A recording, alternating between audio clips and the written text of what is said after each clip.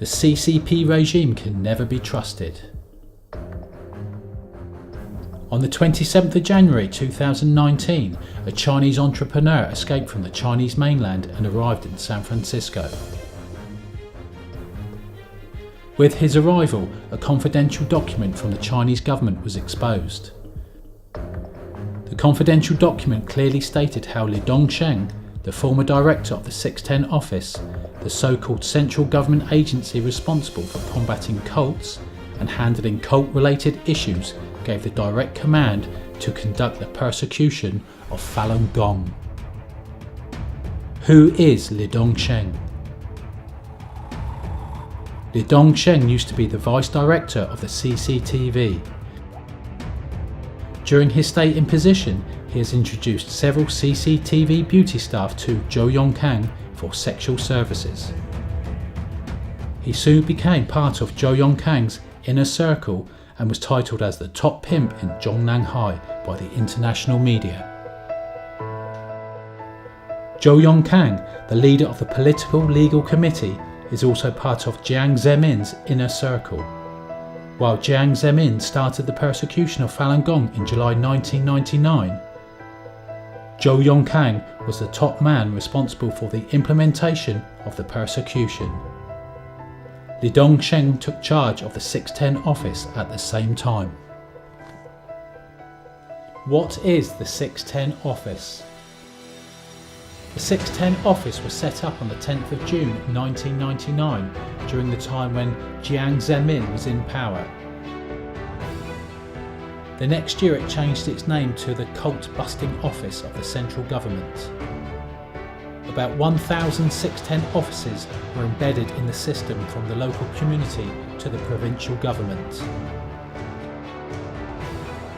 It was merged into the Political Legal Committee and the Ministry of Public Security by Xi Jinping in March 2018. A report from American think tank Jamestown Foundation in 2011 says 610 functions outside the state system without any official standing. Branches of the 610 office were created throughout China and a chain of command emerged, closely linked to the Political Legal Committee. The office's orders came directly from the party's top echelons, then trickled down to cities and neighbourhoods. Much of the structure overlaps with the CCP's Political Legal Committee. The 610 office directly handles the implementation of the persecution of Falun Gong, including extrajudicial killing, torture, mental torture, sexual abuse, and the illegal confiscation of property.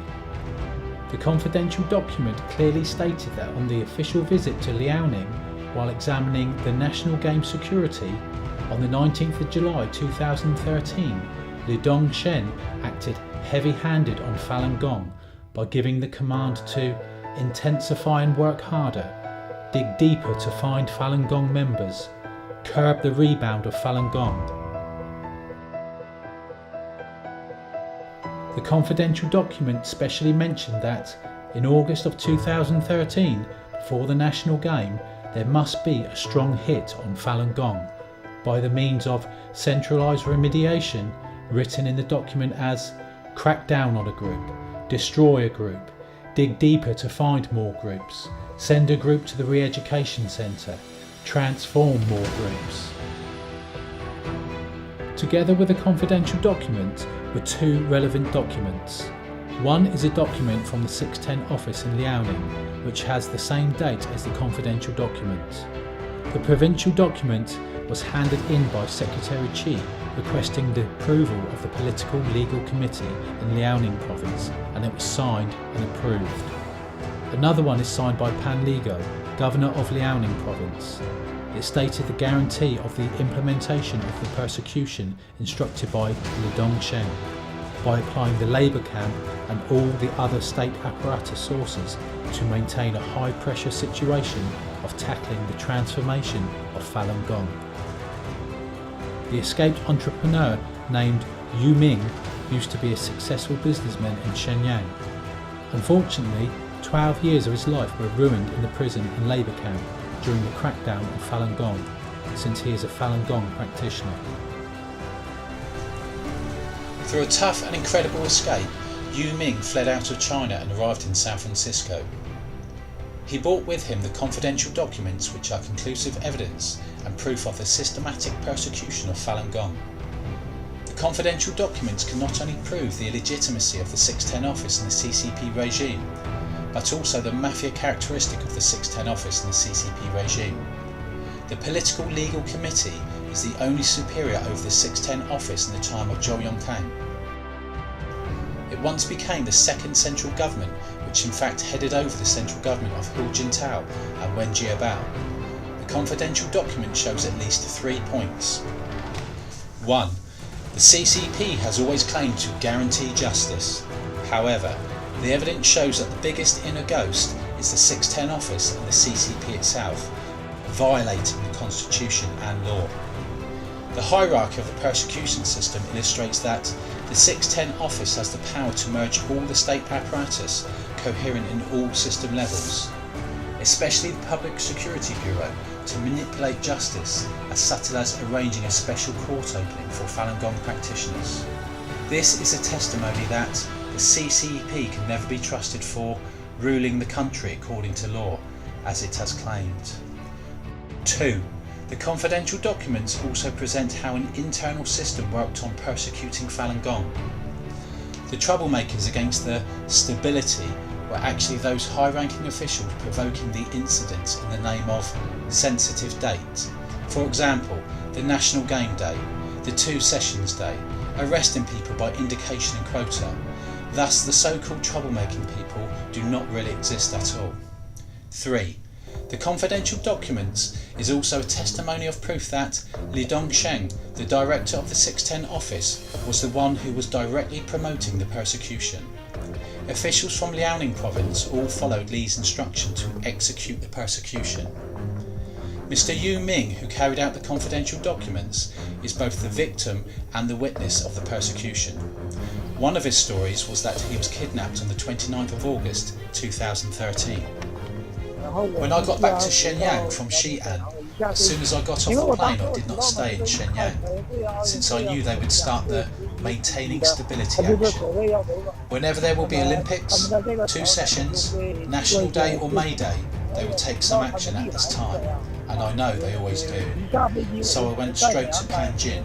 The child of my wife's sister was going to get married. I just went there to attend the wedding ceremony. On the exact date when I arrived in Panjin, the local security police came to my siblings' home at 10 o'clock at night to kidnap me. I felt something was wrong. After I escaped from the kidnapping, I searched online and found out that there were 300 people on the arrest list. Most were Falun Gong practitioners. But not only Falun Gong practitioners, also the people who went to petition, people who have their own faith, including the house church Christians, all with the object to suppression. Not wanting to be illegally arrested, neither accepting the persecution, as he was being transported to the prison, Mr. Yu Ming released one hand from the handcuffs, then opened the window and jumped out of the running prison van. He rolled his body down to the ground and headed into a crop field, successfully escaping. After a lot of setbacks, twists and turns, he finally got the written evidence of the CCP persecuting Falun Gong. According to the report from American think tank, though Falun Gong remains the primary focus, its targets now include house church Christians, Buddhists and other religious spiritual groups, and it has been renamed accordingly. Many human rights lawyers in mainland China criticise 610 as an illegal mafia organisation. Mr. Yu Ming says although the 610 was merged and the Political Legal Committee was degraded, it doesn't mean that it is not acting. In fact, the function was partly embedded in the Political Legal Committee and partly embedded in the Ministry of Public Security. This also means that it has integrated 20 years of the accumulated experience of persecuting Falun Gong practitioners. As long as the CCP exists, the persecution will continue in various forms.